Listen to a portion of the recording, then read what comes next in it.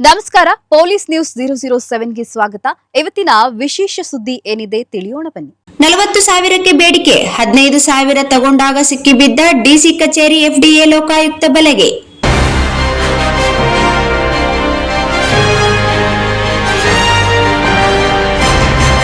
ಶಾಲಾ ಶಿಕ್ಷಣ ಇಲಾಖೆ ಉಪನಿರ್ದೇಶಕರ ಕಚೇರಿಯಲ್ಲಿ ರೆಡ್ ಹ್ಯಾಂಡ್, ಖಾಸಗಿ ಶಾಲೆ ನವೀಕರಣಕ್ಕೆ ಲಂಚ.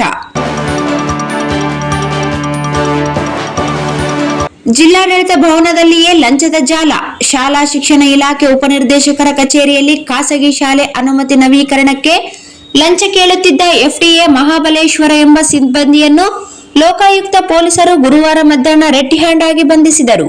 ರೆಡ್ ಹ್ಯಾಂಡ್ ಆಪರೇಷನ್ ಹೇಗೆ ಆಯಿತು? ಖಾಸಗಿ ಶಾಲೆ ಅನುಮತಿ ನವೀಕರಣಕ್ಕೆ ಎಫ್ಡಿಎ ಮಹಾಬಲೇಶ್ವರ 40,000 ರೂಪಾಯಿ ಲಂಚಕ್ಕೆ ಬೇಡಿಕೆ ಇಟ್ಟಿದ್ದರು. ಮೊದಲ ಕಂತು ಈಗಾಗಲೇ ಶಾಲಾ ಆಡಳಿತ ಮಂಡಳಿಯಿಂದ 25,000 ರೂಪಾಯಿ ಪಡೆದಿದ್ದರು.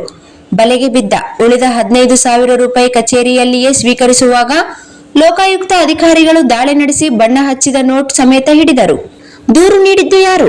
ಸಿದ್ದಣ್ಣ ರಾಂಪುರ್ ಎಂಬುವವರು ಲೋಕಾಯುಕ್ತಕ್ಕೆ ದೂರು ನೀಡಿದ್ದರು. ದೂರಿನ ಆಧಾರದ ಮೇಲೆ ಎಸ್ಪಿ ನೇತೃತ್ವದ ತಂಡ ಕಾರ್ಯಾಚರಣೆ ನಡೆಸಿ ಆರೋಪಿಯನ್ನು ವಶಕ್ಕೆ ಪಡೆದಿದೆ. ಲೋಕಾಯುಕ್ತ ಅಧಿಕಾರಿಗಳು ಕಚೇರಿಯಲ್ಲಿ ದಾಖಲೆಗಳ ಪರಿಶೀಲನೆ ನಡೆಸುತ್ತಿದ್ದಾರೆ. ಈ ಲಂಚದ ಜಾಲದಲ್ಲಿ ಇನ್ನು ಯಾರು ಭಾಗಿಯಾಗಿದ್ದಾರೆ ಎಂಬ ಬಗ್ಗೆ ತನಿಖೆ ಮುಂದುವರೆದಿದೆ. ಕಚೇರಿಯಲ್ಲಿ ನಡುಕ, ಹಗಲು ಬೆಳಕಿನಲ್ಲೇ ಡಿಸಿ ಕಚೇರಿಯಲ್ಲಿಯೇ ಲಂಚದ ದಂಧೆ ಬಯಲಾಗಿದ್ದರಿಂದ ಜಿಲ್ಲಾಡಳಿತ ಭವನದಲ್ಲಿ ಸಿಬ್ಬಂದಿ ವಲಯದಲ್ಲಿ ಆತಂಕ ಮನೆ ಮಾಡಿದೆ.